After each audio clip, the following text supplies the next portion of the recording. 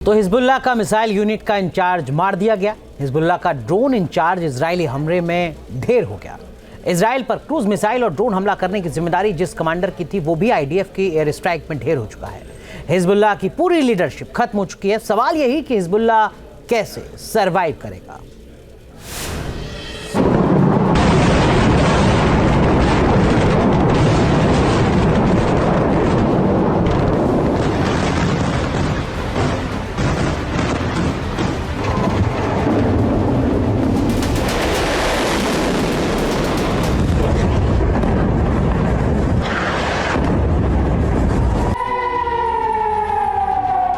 जून के महीने से इजराइल की बमबारी लेबनान पर रुक ही नहीं रही है।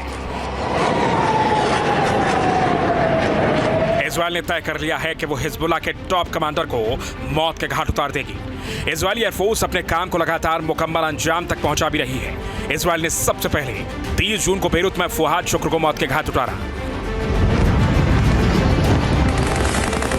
फुआद शुक्र की मौत के बाद हिजबुल्लाह बौखला गया था। हिजबुल्लाह ने फुआद शुक्र का बदला लेने की ठानी।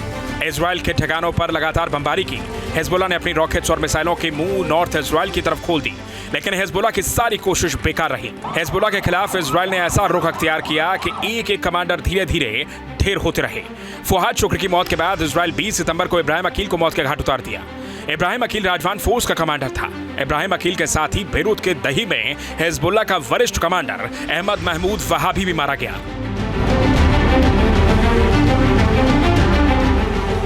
सितंबर का महीना हिजबुल्लाह के लिए किसी तांडव से कम नहीं था। इजराइल ने सितंबर के महीने में लेबनान में अटैक और तेज कर दिया था। इजरायली फोर्स का मकसद क्लियर था, किसी तरह से हिजबुल्लाह को इतना कमजोर कर देना जिससे नसरल्लाह अपने बिल से निकले, क्योंकि इजराइल का मेन मोटिव नसरल्लाह को मारना था।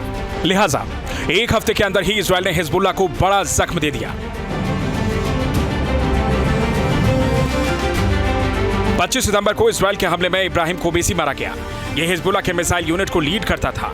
इजराइल ने इसको बेरूत में स्ट्राइक करके मौत के घाट उतारा। तो वहीं अगले ही दिन यानी 26 सितंबर को मोहम्मद सुरैर को इजरायली फोर्स ने जमींदोज कर दिया। मोहम्मद सुरैर हिजबुल्लाह के ड्रोन यूनिट का इंचार्ज था।